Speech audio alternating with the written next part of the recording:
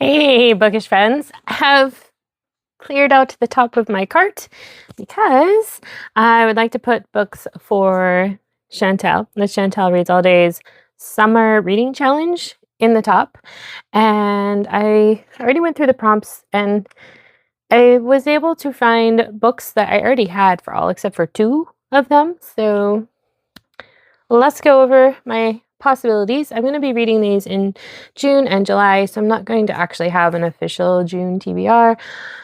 And I don't know about July. We'll see how many of these I get read in June.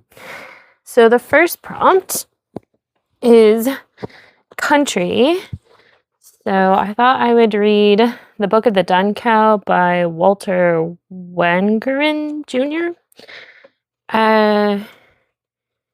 All I know about this is it's a fantasy. Concerns a time when the sun turned around the earth and the animals could speak, when Chancellor the rooster ruled over a more or less peaceful kingdom. What the animals did not know was that they were the keepers of Worm, monster of evil long imprisoned beneath the earth. Okay. This book was recommended to me years ago by a friend, and I found it in a thrift store last year, I want to say. In the middle of the night, somebody began to cry outside of Chancellor's coop. That's intriguing. Don't know that I've ever actually read the first sentence. The second prompt is Journey, and I have Above the Circle of Earth by E. Stephen Burnett. I just know this has to do with Mars, and Brock Rivers is our main character, and now he labors across the frontier planet to keep his children alive and escape cause. But the spacefaring humanist regime is taking over Martian colonies, forcing all to join the secular state. Back in Brock's homeworld, his people summon him to fulfill old hopes with a new dream. After decades of cultural isolation, they plan to restore missions for the 22nd century, voyaging beyond Earth to share the gospel in space. Brock must find a ship and recruit a team of misfit believers. They expect opposition from the formidable cause, but not from a more deceptive enemy. And crimson light flared in the darkness, beating with the emergency tone that pulsed in Brock's head. I believe this one's on my 26 to read in 2026 list. I was actually able to squeeze most of the ones I have physical copies of onto this reading challenge. The next prompt is flowers have the life-giving table, nurturing faith through feasting one meal at a time. Don't know if you can tell, but there is a vase of flowers on the cover. And knowing Sally Clarkson, I'm sure she will talk about decorating her table with flowers at some point in this book. I really enjoyed her life-giving home. Last year, I believe I read most of it. All right, is this chapter 1 or the introduction? Here's chapter 1. Candles flickered with the brush of the evening breeze floating through our Colorado deck, awash with the fragrance of geraniums and roses. See, there's flowers in the first sentence even. Ah. Okay. And speaking of home, home is the next prompt, and a friend from church gifted me The Heart of the Homestead for Christmas this last year. Drawing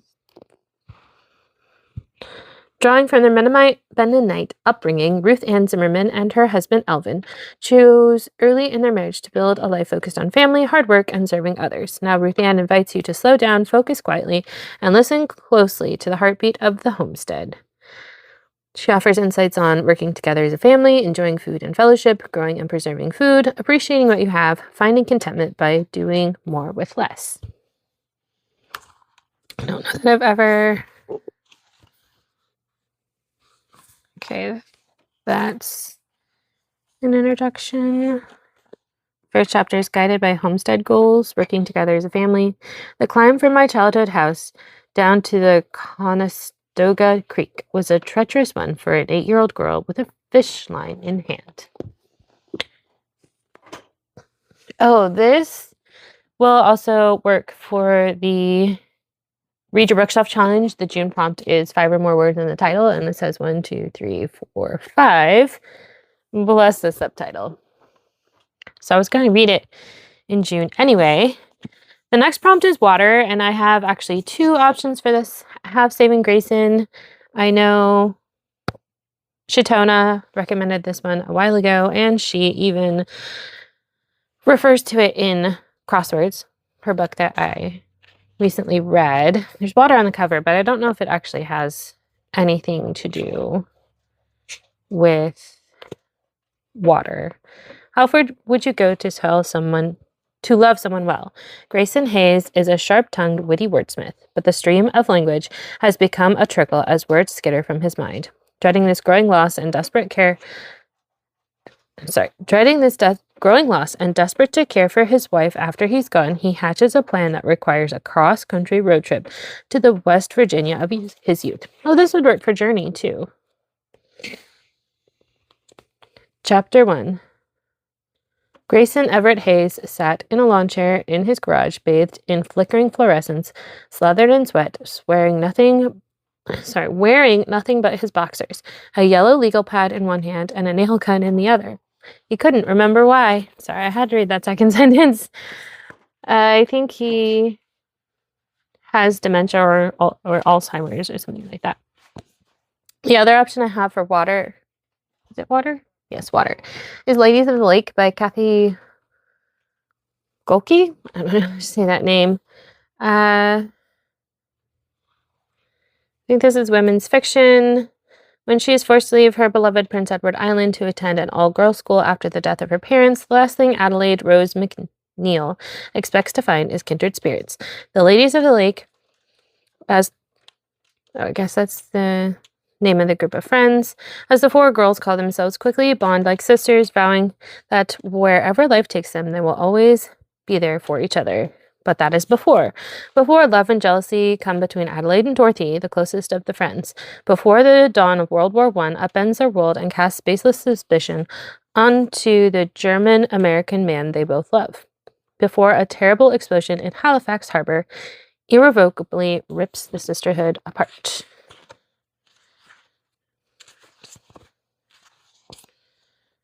May 1935. It had been easy to set aside the engraved invitation to the July graduation for Lakeside Ladies Academy, less easy to ignore the persistent letters from my beloved Bernadette, with her daughterly pleas to attend the most important event of her life.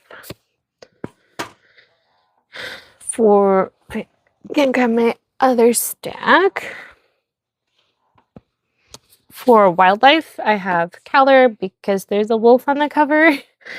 Honestly, I know the Book of the Dun Cow has animal characters, but they're I think they're probably farm animals, so I don't know if those count as wildlife. This one was a little more difficult to find, so we're going with Cowler. It's on my list of books to read this month. If I remember correctly, the main character, she has an ability to manipulate memories to numb the darkest secrets of the ruling aristocracy, but then she still has the memories, I think. Oh, this one has a map. I was looking for one for map because the July prompt is map. This one has it, and then all of the ebooks that I have picked out also have maps. Are you sure you can handle this, Miss Winter? That's the first sentence. Next one is Trees. I have The Burning Tree by Helen Dent. This one might also be on my 2026 to read in 2026 list. There's a secret growing in the woods. In Ellie Castor's town of Bishop's Gap, the Castors and the powerful Levy family have been feuding for generations. The families share just one thing in common. They both dread the mark, a scorch that appears at random on their doors, bringing a curse from the burning tree. When the mark hits Ellie's door, her sister Jean falls into a coma. Ellie knows the burning tree is to blame, and desperate to save her sister, she braves the forbidden woods to confront it. But this choice ignites a chain of unintended consequences, forcing her to work with her nemesis, Charlotte Levy. It was almost a perfect afternoon. Well, I assume things are going to go wrong very quickly. Okay. We have the first of the ebooks I have picked out because the next prompt is the 5 W's: who, what, where, when, why. And I couldn't find any on my cart. However, I did recently find out that Ryan Groudon published a sequel to The Girl Who Kept the Castle, which is The Witch Who Stormed the Palace.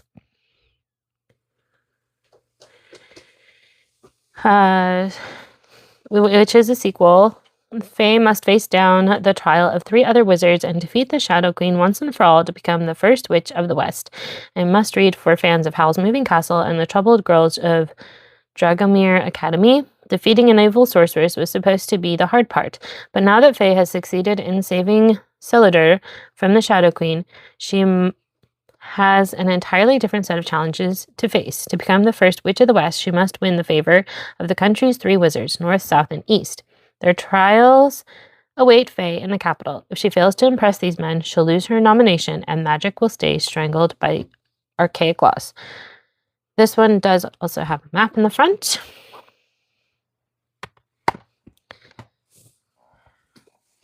Right, pick up my stack.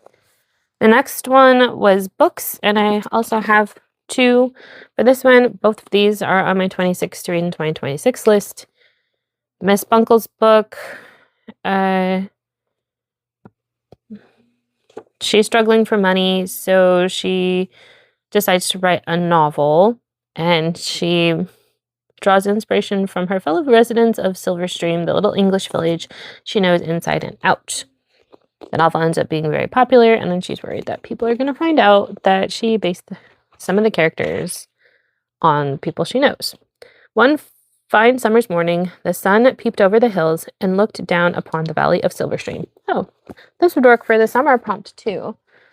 Then, that's good to know. And The Air Affair by Jasper Fforde. Welcome to a surreal version of Great Britain circa 1985, where time travel is routine, cloning is a reality, dodos are the resurrected pet of choice, and literature is taken very, very seriously. England is a virtual police state where an ant can get lost literally in a Wordsworth poem. Militant Baconians heckle performances of Hamlet, and forging Byronic verse is a punishable offense. All this is business as usual for Thursday next. Renowned special operative in literary detection until someone begins kidnapping characters from works of literature. When Jane Eyre is plucked from the pages of Bronte's novel, Thursday must track down the villain and enter a novel herself to avert a heinous act of literary homicide. My father had a face that could stop a clock. Okay. It makes me want to keep reading.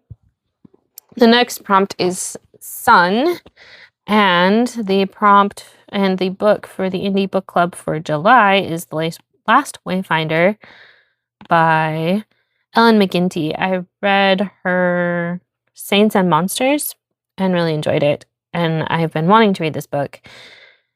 Amazon is sold out of the paperback, so I don't know if I'll get the Kindle or if I'll order the paperback through Thrift Books.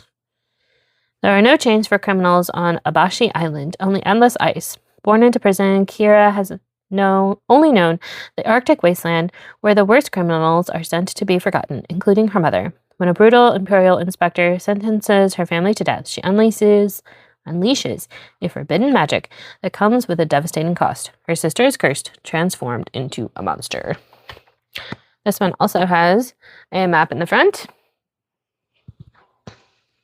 Oh, and I know that the June prompt for the Jurassic Reading Challenge is water, and I already have water books picked out, and the prompt for July is stubborn character, which I will not know until I read, but one of these books has to have a stubborn character.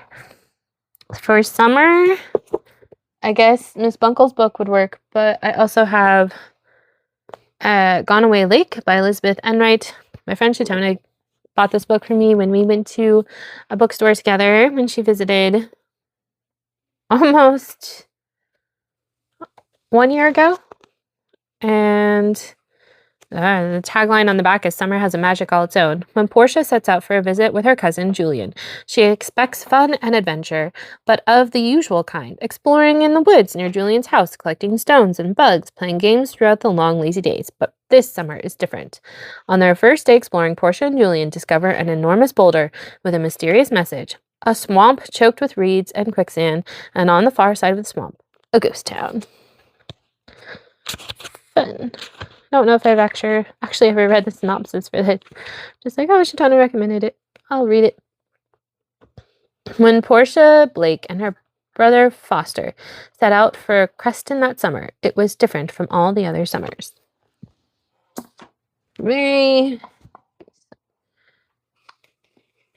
And for wings, I have Yes, Your Serpentine Excellency by Kate Stradling. All I needed to know, Kate Stradling, dragons.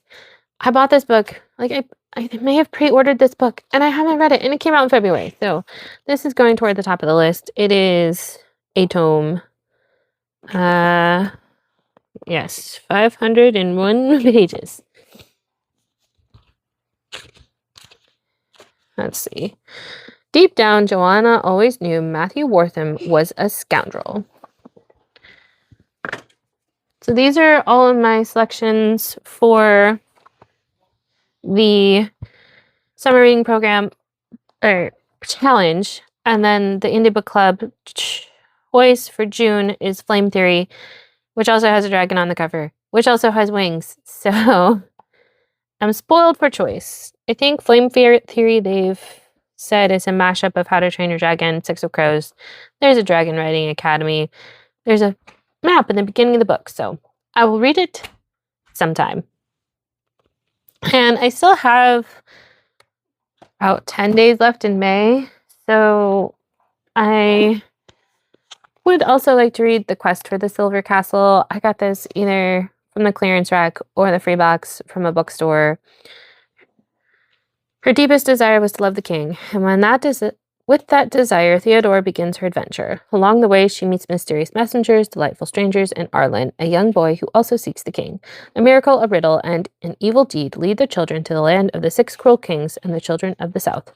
Arlen and Theodora must be very brave and trust in the instructions from the one true king, or all will be lost. It's short. I might have time to finish this month, even with the book I'm currently reading. Once there was a kingdom. Not the best first sentence. And Uckridge. I believe this is actually a collection of short stories with Uckridge as our main character. I read Love Among the Chickens, which is the first Wodehouse book that has Uckridge in it last year, I believe. So I want to read this so I can pass it along to my friend who has Love Among the Chickens, who I borrowed it from. And the only other book from my priority list that I didn't get on here is Murder and Postscript by Mary Winters. This wealthy countess writes for a London penny paper giving out advice under a pen name. And apparently that leads to her solving a mystery. I also have Nature Writings by John Muir. It's like a collaboration of like all of his writings, and several of these would have worked for the prompts, but I don't know if I want to read this like all at once. It's more than 800 pages, or if I want to piecemeal read one book at a time out of it. But I'm not gonna hold all these up, so we'll just have to admire it from afar. Let me know, do you plan on doing Chantel's reading challenge for the summer? Are you going to do the Indie Book Club books? What do you plan on reading for this summer? I have all these, plus I'm reading War and Peace right now, and it's a chunker. So yeah, let me know your summer reading plans. Until next time, happy reading.